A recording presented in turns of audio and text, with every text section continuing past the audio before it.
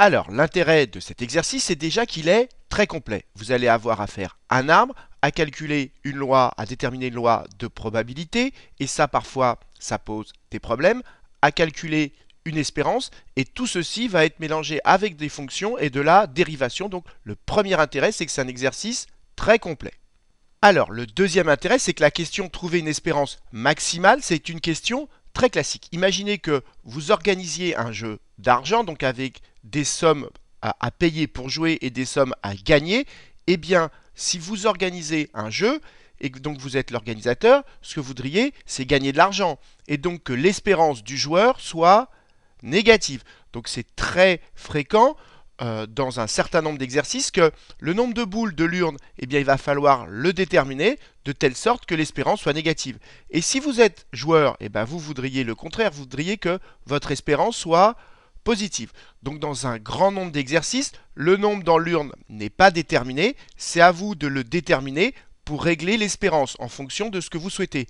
Est-ce que vous voulez une espérance négative, par exemple si vous êtes organisateur?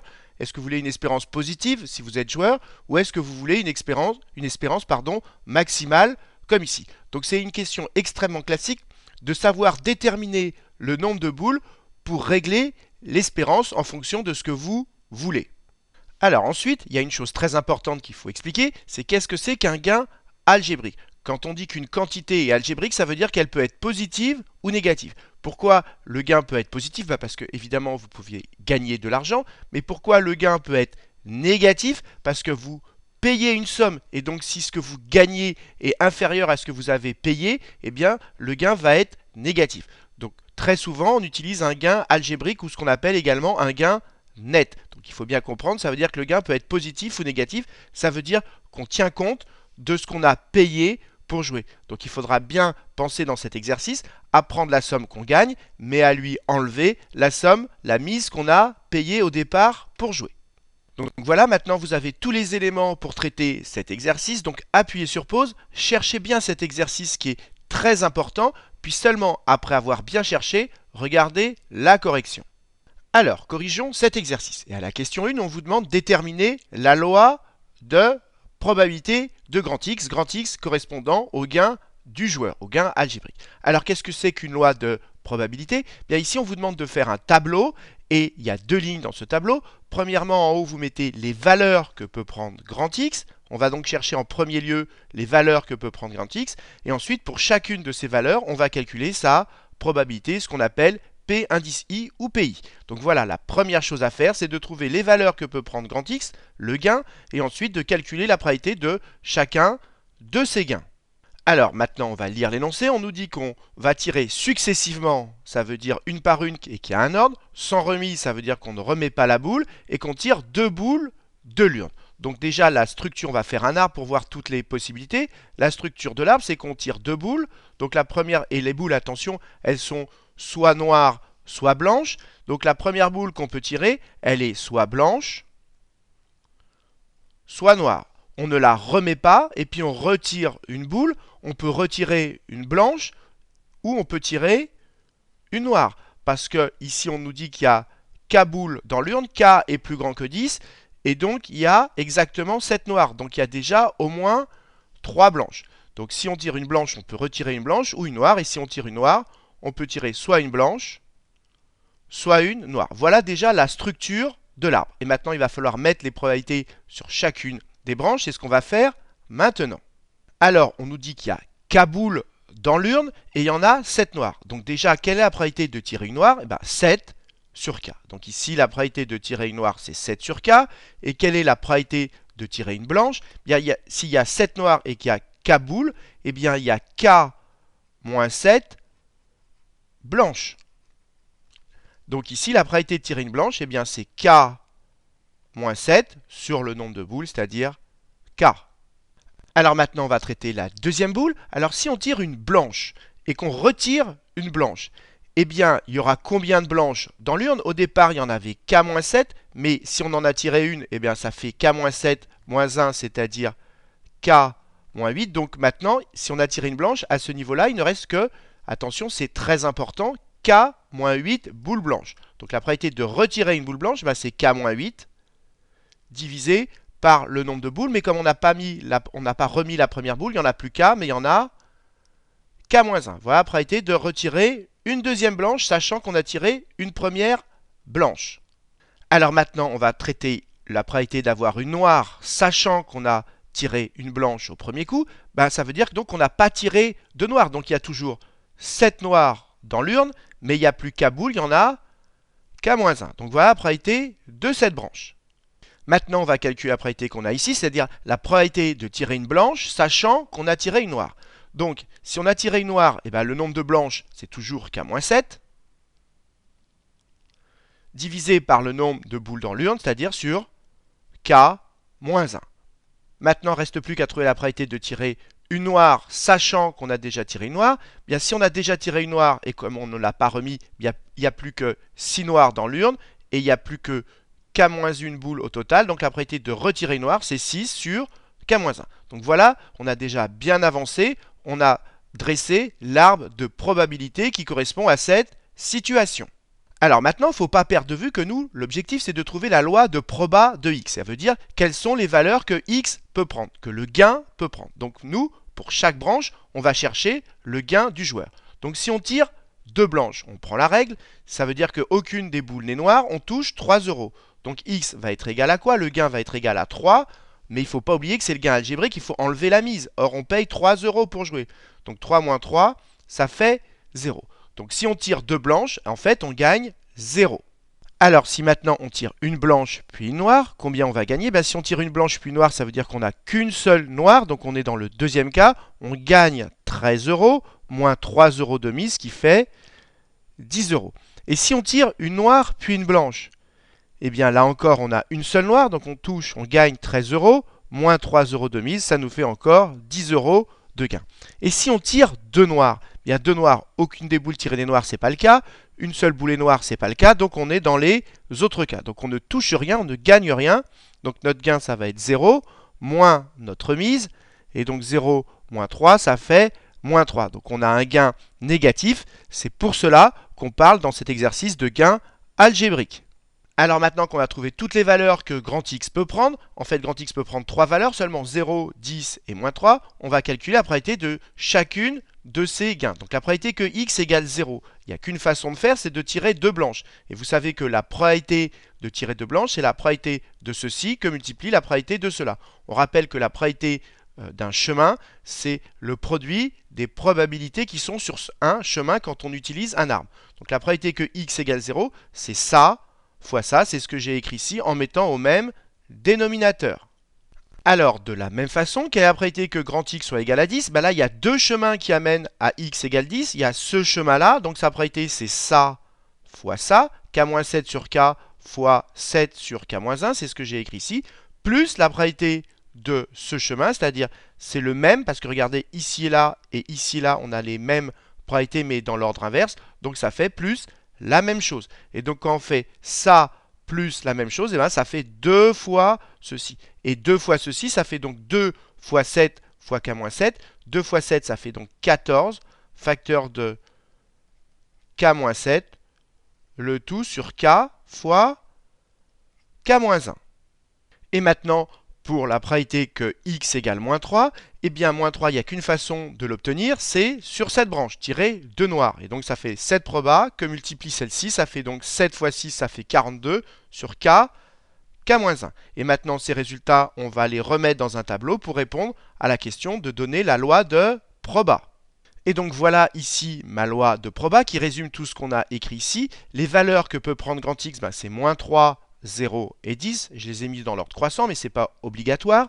Et ensuite, les probabilités pour chacune de ces valeurs, c'est ce qu'on avait calculé ici, je les ai remises là. Donc voilà la loi de proba, ce qui termine la première question.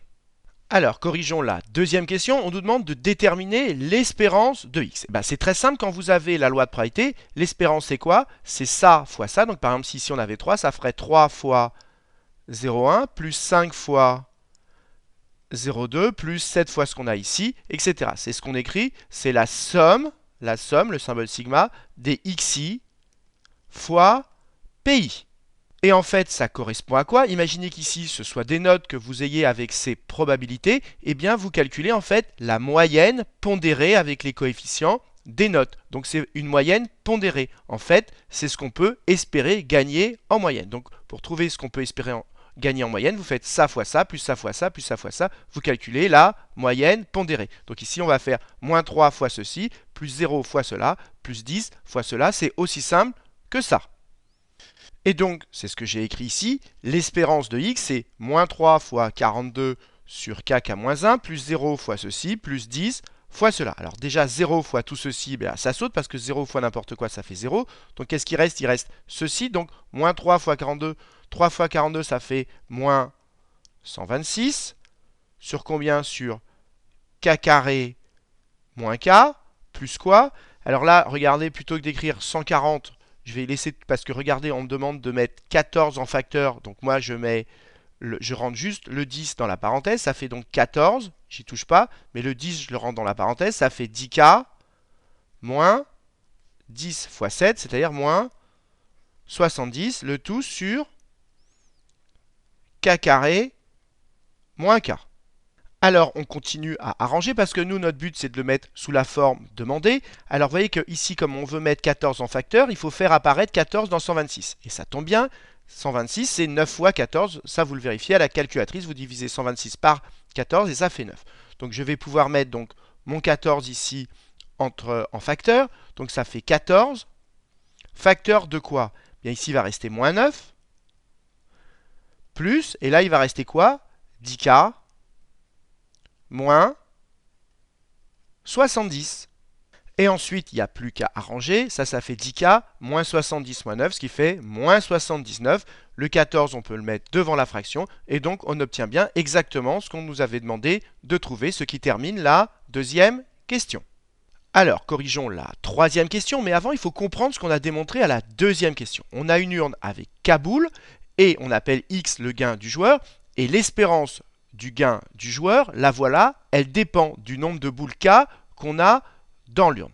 Et donc, notre objectif maintenant, c'est de savoir quand est-ce que cette espérance est maximale, c'est-à-dire quelle valeur il faut donner à k, le nombre de boules, pour que cette espérance soit maximale. Deuxième chose à bien comprendre, quand on cherche un maximum comme ici, le maximum d'une fonction, eh bien on pense à utiliser la dérivation. Le problème, c'est que k, ici k, c'est un entier. La dérivation, ça marche avec des réels. Donc, qu'est-ce qu'on va faire? Bien, on va prendre cette même fonction, sauf qu'au lieu de travailler avec k entier, on va travailler avec x réel. Donc, ça, c'est la première chose qu'on va écrire.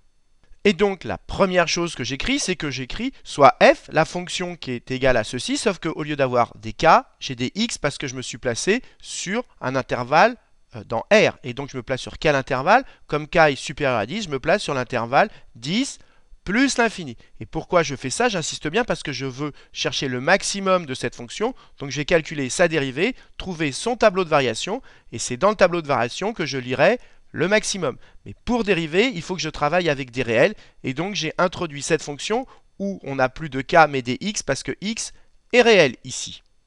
Alors, avant de dériver, eh bien, il faut justifier que la fonction est bien dérivable. Alors ici, vous avez un quotient de deux polynômes, et donc un polynôme c'est dérivable, le quotient c'est dérivable, sous réserve que le dénominateur ne s'annule pas. Or, x carré moins x, ça s'annule en quoi? Ça s'annule en 0 et en 1. Et donc, à partir de 10, ça ne s'annule pas. Donc j'insiste, j'écris que sur 10 plus l'infini, x carré moins x est toujours strictement positif parce qu'il ne s'annule pas, c'est la courbe d'une parabole.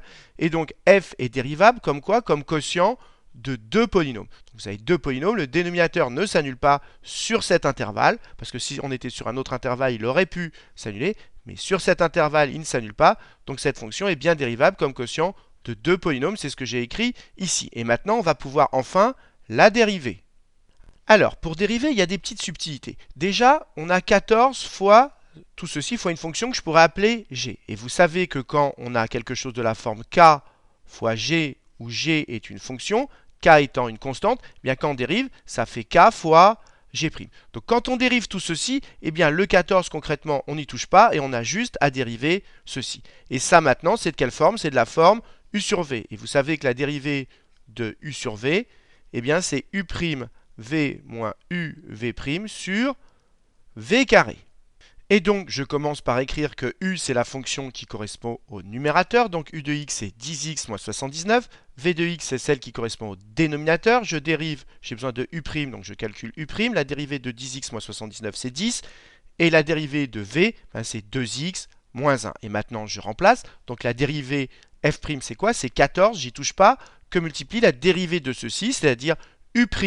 u', c'est 10, que multiplie v, c'est-à-dire x carré moins x, moins la dérivée fois moins u qu'on a ici, 10x moins 79, que multiplie v' qu'on a ici, 2x moins 1. Et maintenant, il n'y a plus qu'à développer et arranger.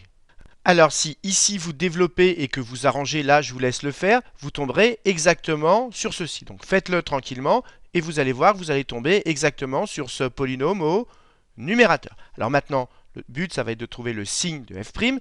Ici, on a un carré et ici à l'intérieur, ça ne s'annule pas, on l'a déjà dit ici. Donc le dénominateur est strictement positif. Donc ça veut dire que ici 14, c'est positif. Donc ça veut dire que la dérivée, elle ne dépend du signe que de ce polynôme du second degré. Donc on va l'écrire et ensuite on va trouver le signe de ce polynôme. Et donc on écrit que la dérivée f' est du signe de ceci, parce que quand on multiplie par un positif et qu'on divise par un positif, ça ne va pas changer le signe. Donc la dérivée est du signe du numérateur de ce polynôme. J'écris combien vaut a, combien vaut b, combien vaut c. Pour trouver le signe d'un polynôme, qu'est-ce que je vais faire? Comme c'est un polynôme du second degré, je vais calculer son discriminant, delta b carré moins 4ac. Vous remplacez a, b, c par leur valeur, et si vous faites le calcul, vous obtiendrez pour le discriminant 21 804.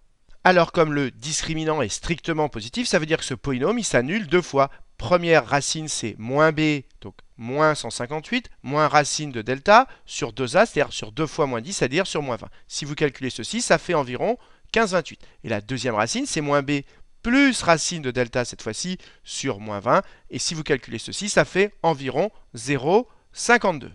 Alors, faisons un petit schéma pour mieux voir ce qui se passe. Je fais un repère. Et ce qui m'intéresse, c'est le signe de ce polynôme du second degré. Donc déjà, je sais que ce polynôme s'annule en x1 qui vaut... Il s'annule là, en x1 et en x2. Je ne suis pas à l'échelle. Ici, je suis à environ 0,5 et ici, je suis à environ 15. Et comme le coefficient en x carré, ici, il est négatif, eh bien la parabole est tournée vers le bas. Donc elle a cette allure, cette allure comme cela. Mais moi, ce qu'il ne faut pas oublier, c'est que 0,5 ici, 0,52, c'est plus petit que 10, parce que moi, il ne faut pas oublier que je suis sur l'intervalle 10 plus l'infini. Et ça, c'est plus grand que 10. Donc si je place 10 par ici, eh bien moi, ce qui m'intéresse, ce n'est pas cette partie-là. C'est uniquement cette partie-là qui m'intéresse. Donc sur l'intervalle 10 plus l'infini, elle va être positive jusqu'à x1 et négative après. Et donc, on peut écrire que le signe de la dérivée, j'insiste bien, il est du même signe que le numérateur, ce polynôme. Et ce polynôme, sur l'intervalle 10 plus l'infini, sur 10 plus l'infini, il est d'abord positif, puis négatif, et ça change à x1. Donc voilà le signe de la dérivée. Et donc l'intervalle sur lequel la dérivée est positive, la fonction f est croissante. Et là, la dérivée étant négative sur cet intervalle, la fonction est décroissante. Et maintenant, il ne faut pas perdre de vue que cette fonction f, elle correspond à l'espérance, si ce n'est que là, on est sur R, alors que là, on n'a que des entiers. Et nous, on cherche le maximum de l'espérance. Or, le maximum de f, il est atteint pour x1. Et moi, ce qui m'intéresse, c'est... Mais le problème, c'est que x1, c'est pas... x1, il est ici, 15,28, c'est pas un nombre entier. Donc, comment va-t-on conclure? Eh bien, ici, regardez, comme ici, on est environ à 15,28, le nombre 15, il se situe là, et le nombre 16, il se situe ici. Nous, on a une courbe qui est maximum exactement en une valeur x1, et moi, je ne cherche pas le maximum sur R, mais le maximum pour des entiers. Donc le maximum, il va être soit à 15, soit, c'est pas à la même hauteur forcément, soit à 16.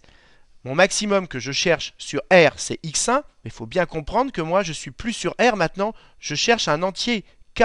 Donc le maximum, il va être atteint soit en 15, soit en 16. Et bien, qu'est-ce qu'on va faire? On va calculer f de 15, puis f de 16, et on prendra le plus grand des deux. On est obligé de faire comme ceci. Et donc, on remplace x par 15 dans f, ou là-dedans, ce qui est exactement pareil, et on trouve 71 sur 15 après avoir simplifié, c'est-à-dire environ ceci. On fait pareil en calcul f de 16, après avoir simplifié, on trouve cela, et ce qui nous donne environ ceci. Et donc entre 4,733 et 4,725, vous voyez que 4,733 est plus grand. Donc le maximum qu'on puisse obtenir pour cette espérance, c'est qu'en K vaut 15, ce qui termine cet exercice.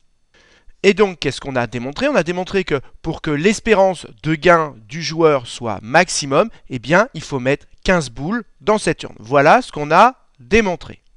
Alors, ce qu'il faut comprendre, c'est que la méthode qu'on a utilisée ici, on la retrouve dans un grand nombre d'exercices. Donc, j'insiste, je rappelle comment on a procédé. Premièrement, on a construit un arbre. Deuxièmement, à l'aide de cet arbre, on a trouvé tous les gains possibles qu'on pouvait obtenir. On a obtenu donc la loi de proba.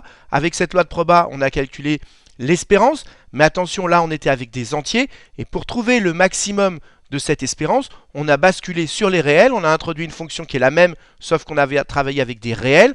On a trouvé à l'aide de la dérivation le maximum et ensuite on a rebasculé avec des entiers parce que nous, notre but, c'est pas de trouver le maximum avec des réels, mais le maximum avec des entiers et il y avait donc deux valeurs à tester.